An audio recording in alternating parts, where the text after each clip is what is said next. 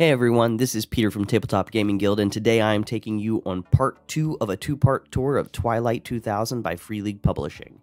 It is currently available for purchase on their website, freeleaguepublishing.com, for just under $55. And the boxed core set comes with a lot of stuff. A 152-page player's manual, including rules for character generation, skills, specialties, combat, base building, and travel.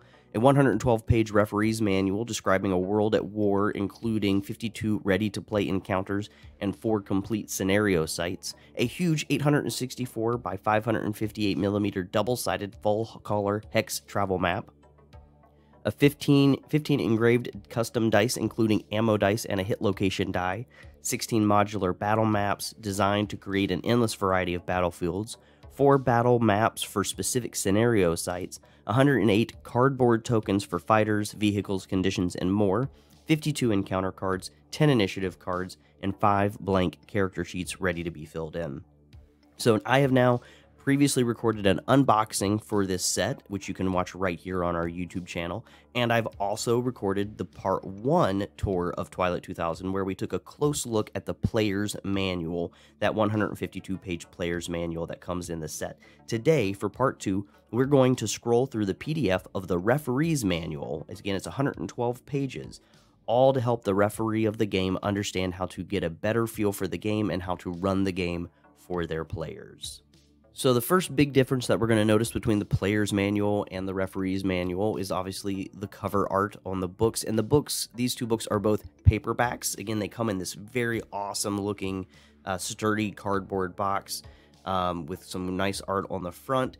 And the art here on the referee's manual is showing it looks like a Humvee under some mortar fire possibly, or an IED. And then you have a soldier knelt down next to that Humvee. Again, we have the same font choice use here on this manual as with the player's manual, but the art here showing some combat taking place. The art from the player's manual had just a lone soldier standing there with her weapon, but this one showing a little bit more of an action happening here for the art.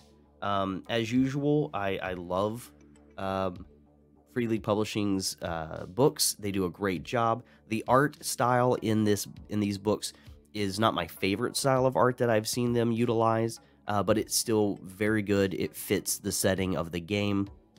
It's gritty, and I do like it. It's just not my personal favorite.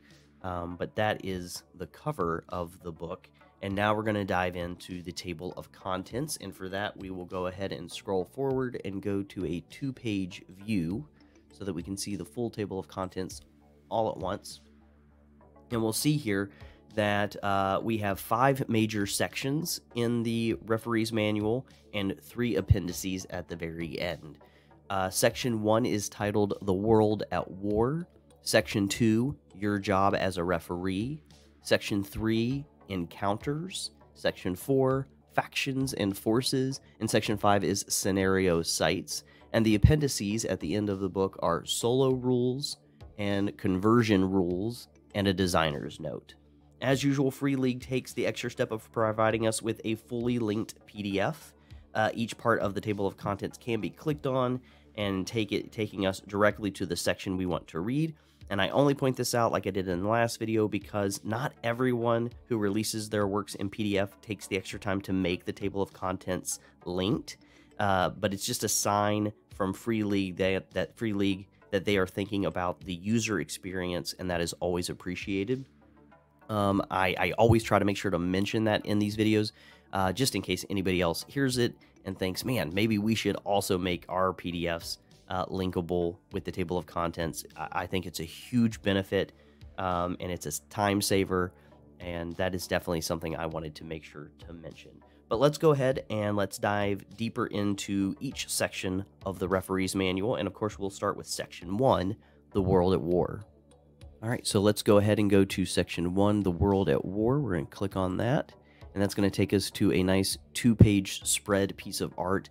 Each section opens with a nice piece of art and a little bit of narrative, getting us into the setting of the game. So Section 1, The World at War.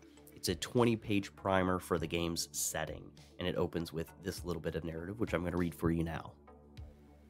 I ditched advanced calculus and was smoking at a cafe when I saw the parachutes bloom over my high school as the Soviets began their invasion. Adults stood dumbfounded around me, coming out of the cafe, out of apartments, cars slowing to a complete halt. This was all the news had talked about for the better part of the year, but no one really believed it would happen. An old man in a tweed jacket looked at me and said, "You shouldn't be smoking, little girl." I laughed and pointed to the descending troops. "Yeah," I told him, "that's my biggest problem." So that's a good piece of narrative getting us into this game. And if you were a child of the 80s and 90s like myself, then this more than likely than not, reminded you of the opening to the movie Red Dawn. And for me, that is perfection. Throughout my time reviewing this game, that is the movie that has been playing in the back of my mind. A group of young adults and teens scrounging in the wilderness, raiding enemy forces, and trying to formulate a plan to take their home back. So we're going to go ahead and scroll through the rest. I'm going to change this over to a single page view as we do this scroll through the rest of the section here. But the first 4 pages of the section consist of a timeline highlighting the events from 1989 to 1999 that led to the state of the world in this alternate year 2000. And in summary, the Soviets and NATO entered an all-out war, eventually including the use of nukes. By the year 2000, governments in Europe and America are in free fall, and troops from all sides are scattered to the wind and on their own. Now, it is mentioned multiple times throughout the 2 books that your game can be played anywhere in the world, but the default assumption is that your game will take place somewhere in Europe, as that is like the central hub of what's happening militarily. Most likely, it's going to be near a city or in the countryside of either Sweden or Poland. And with that assumption, the referee is then provided 6 pages on the different regions of Poland and 6 pages on Sweden. So we can scroll through here. You're going to get an overview. It gives you a little section on central Poland. It's going to give you an order of the battle for Poland, and it gives you information about some of the armored divisions that are still in the area. And you can scroll through that. Obviously, also the Soviet forces, the U.S. forces, throughout the Poland region that are still there. There's an issue, part on southern Poland and northern Poland and eastern Poland, and then also western Poland. And then, like I said, there are then also 6 pages on Sweden, and it gives you an overview there, what took place during the war, what's going on today in the area, and then it gives you a little focus on the western coast, south of Sweden, Gotland, and then again another order of battle in Sweden. So we're getting U.S. forces, NATO forces, the Soviet forces, everybody that's in that region, and what makes up their battalions. And then here's a couple more sections of Sweden: Bergslagen, Svedland, and up north, it says. And then we get a little brief overview as well, sections on Germany and France and the United Kingdom and America, and then also the rest of the world kind of gets lumped into this last little section of section 1.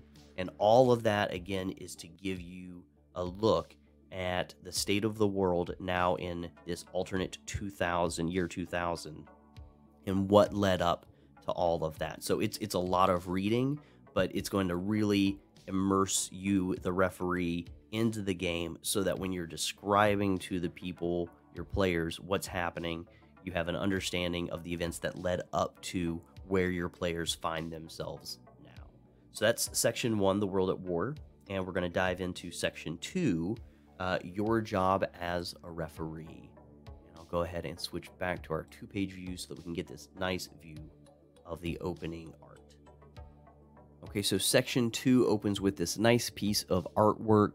We've got some travelers, looks like, dressed up in some slight military gear. I see some weapons. There's this downed plane in the middle of what looks like probably a creek or a river of some kind, and it looks like they may just be just outside of a city, as we see up here, the ruins of some buildings as well. And again, like I said, each section is going to open up with a little piece of narrative. I'm not going to read each of those, but they're, again, just going to get you into the mindset of the game, and I like that they open each section with a little bit of narrative. All right, going to go back to our single page view. And section 2, it's all about setting that feel for the game, and to help you with that, we are given our 8 principles of the game, and we're going to go over those real quickly here. The first principle of the game is nowhere is safe. The idea that there is no safe haven, and the PCs must fight for the things that they care about. 2 is resources are scarce, and everyone is hunting for resources, the PCs and the NPCs. This makes for a very easy source of conflict as people come into contact with one another. Also then, number 3, players lead the way. This is supposed to be an open world survival game, so we give the players the large travel hex map and let them decide where to go. And you or me as the referee have travel rules, random encounter cards, and scenario sites for the PCs to come up against. Number 4, rumors abound. You as the referee need to be ready to drop hints about what might be out there, giving the players something to go after. An open world game can sometimes be a little overwhelming, and so by giving those hints, that information, as the players start to look for it, is going to help them decide where to go and what to do next. Also, number 5, everything is personal. Each player will have their own big dream and moral code, and you as the referee want to make sure to keep those things in mind as you're running encounters.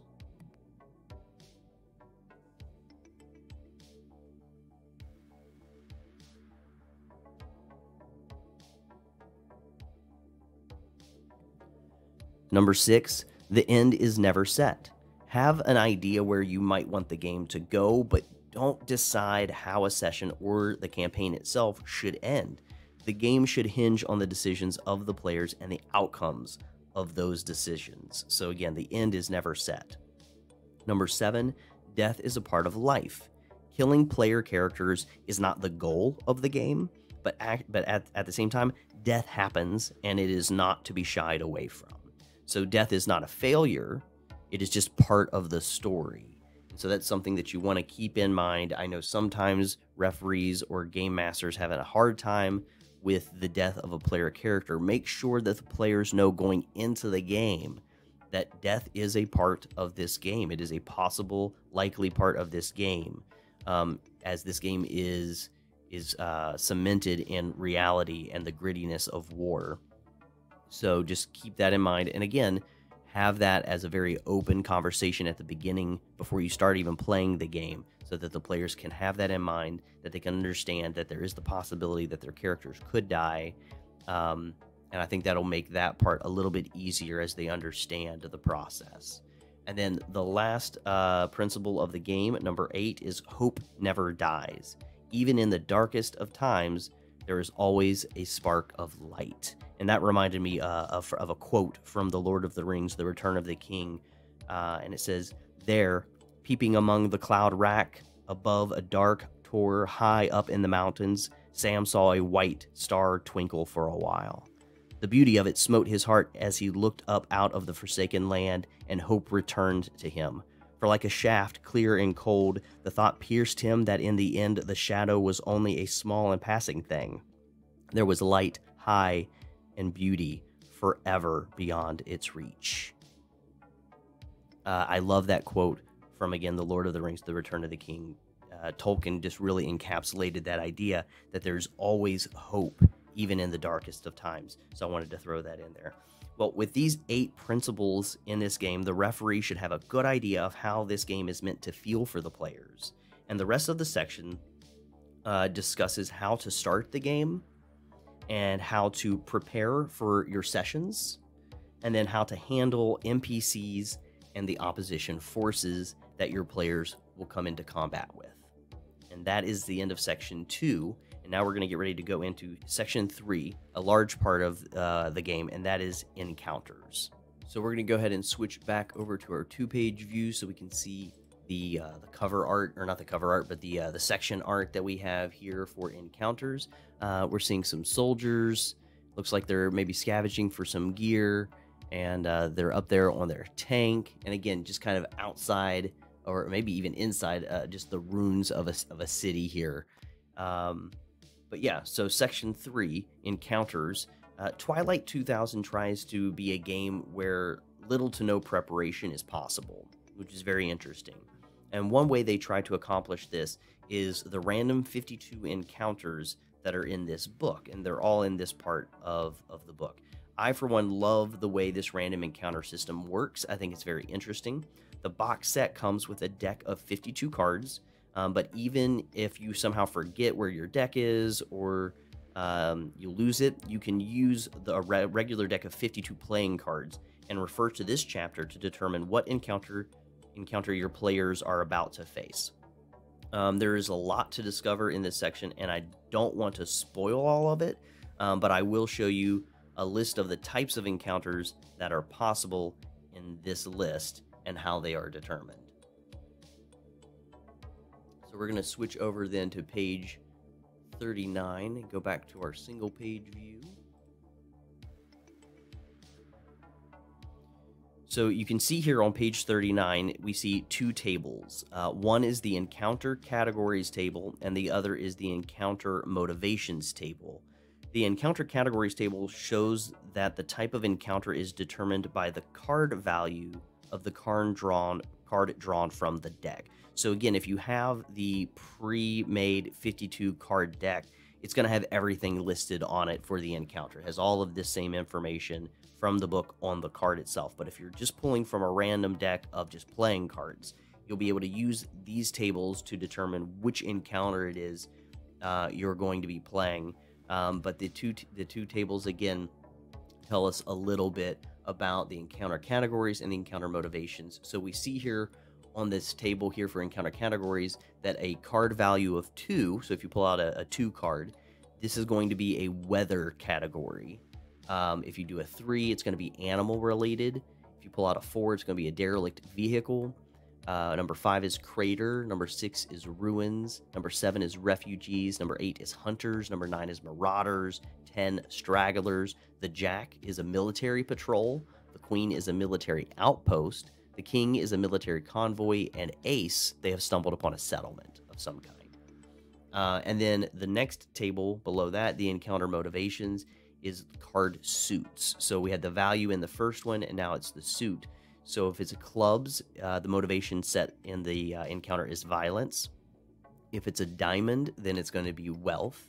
If it's a hearts, then it's a fellowship motivation. And if it's a spade, it's power related. And so we're going to go ahead and take a look at this very first encounter that is right here underneath this table. And so again, we know that if we get a 2, it's weather related. And if we get a club, it's violence related. So when we get the 2 of clubs, we see here some iconography that's just indicating that it's, it's outdoors. It's during, it could be during the daytime or it could be during the nighttime. That's what the sun here means, and that's what the fire means. So it could be happening either time of day, and it's going to be outside. And it says, first, a wave of wildlife runs toward the PCs, passing them. The PCs can shoot an animal as if hunting without spending the whole shift.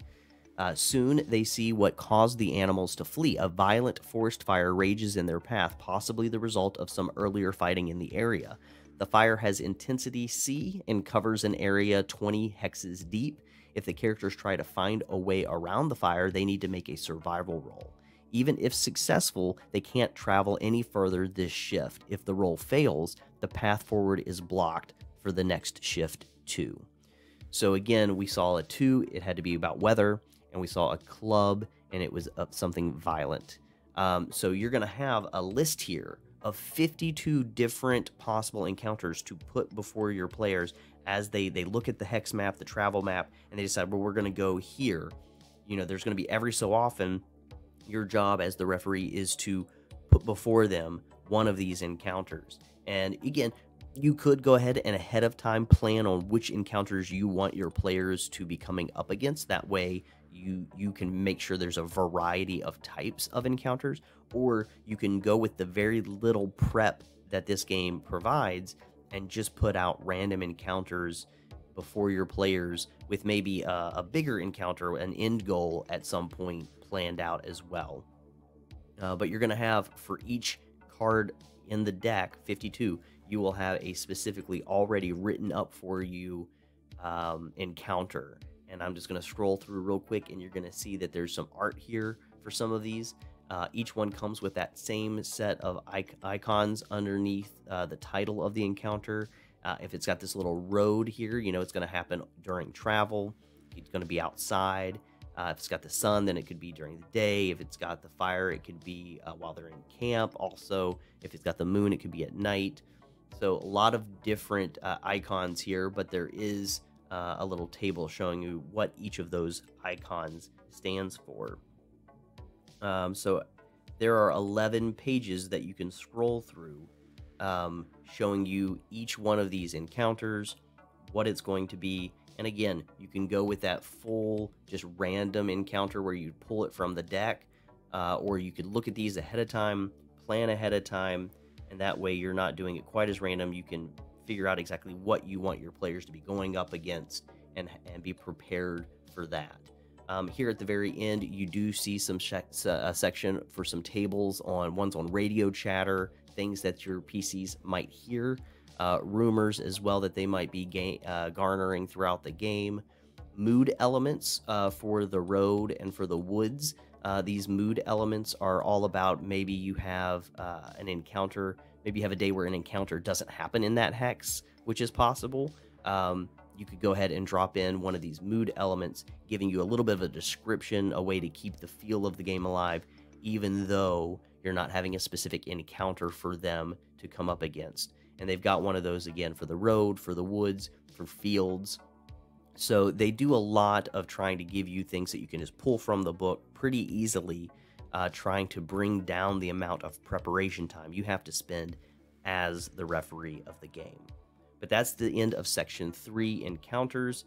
It's a big section, but it's also a big core portion of this game are those encounters that you're putting up at your players against.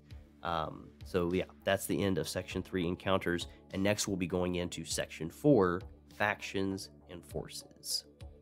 So let's go ahead and go to the 2-page view so that we can see a nice little spread here of the art for section 4, factions and forces. We'll jump back to a single page view as we go through the section. So section 4 has 18 pages of really awesome NPC content. Listed on these pages are a slew of factions and forces that your players may come up against or may even join forces with. There are military units from Poland and Sweden, the US, and the Soviet Union. There are also civilian groups and even intelligence agents from the CIA and the KGB, among some others. You as the referee are going to want to spend a little bit of time reading through this section and getting some great ideas for exactly what you're going to put your players through and who they're going to be interacting with.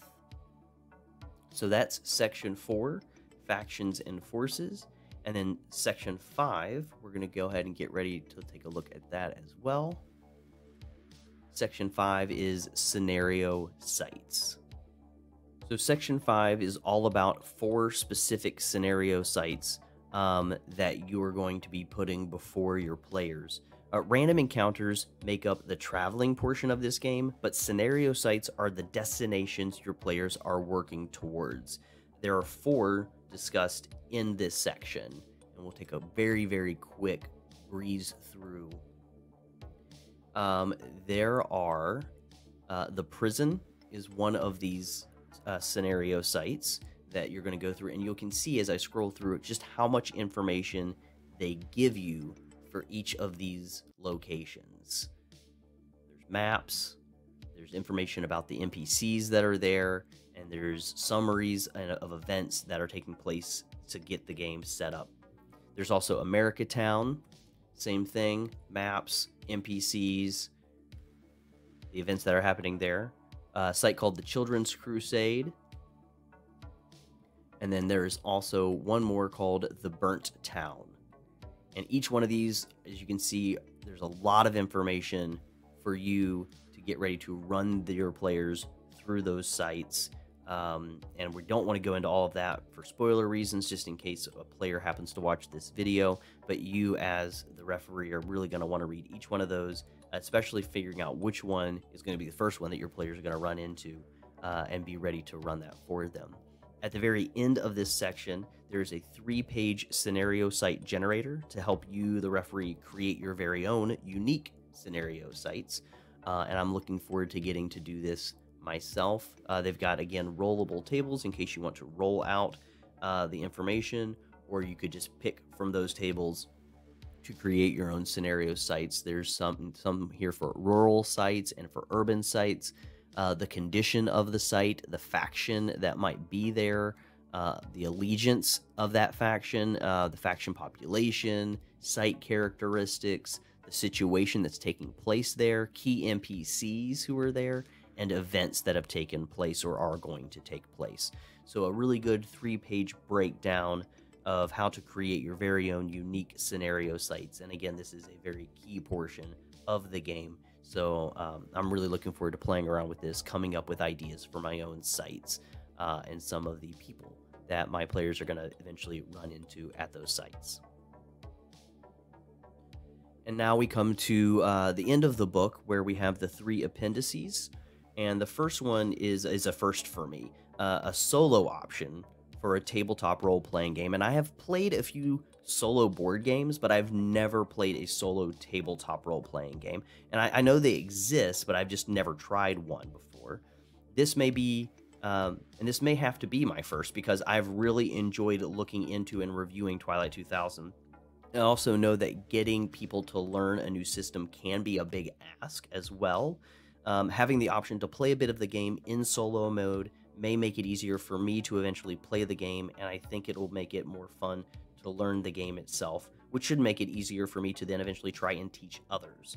So these 5 pages might be some of the most intriguing pages in the whole set for me. If I get the chance to play solo, I'm probably going to have to come back and make a video to tell you what I think about it.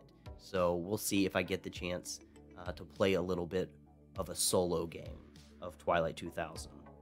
The next appendix is Conversion Rules, and this is the 4th edition of Twilight 2000 that began back again in 1984, so therefore there's a ton of material out in the world for those earlier versions.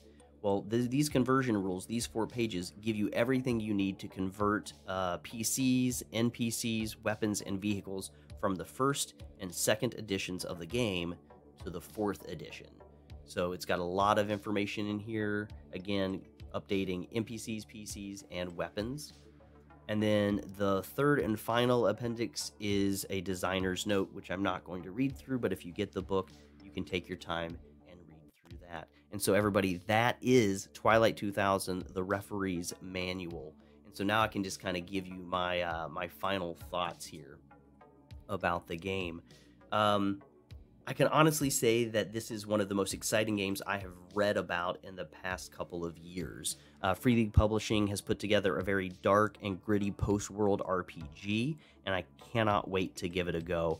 I also can't wait to hear your thoughts in the comments. Have you ever played Twilight 2000? Maybe it was one of the earlier editions, maybe it's this 4th edition.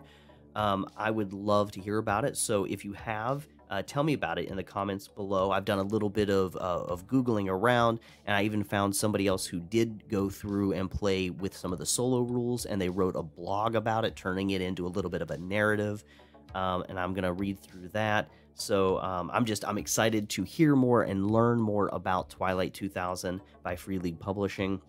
I hope you enjoyed the video, and hope you enjoyed the review of Twilight 2000, the Referee's Manual. If you think this could be a game for you, you can head on over to freeleaguepublishing.com and get your own copy for just under $55. And again, this box set comes with so much awesome stuff. While you were there, you should definitely check out some of their other games. They've got Alien, The One Ring, 2nd edition, Morkborg, and many, many more. So everybody, this has been Peter with Tabletop Gaming Guild. If you liked this video or found it useful, please give it a like and subscribe to our channel for more great gaming content. You can also check out our website at tabletopgamingguild.com, where you can listen to our podcast and more. And until we talk again, everybody, keep on playing games.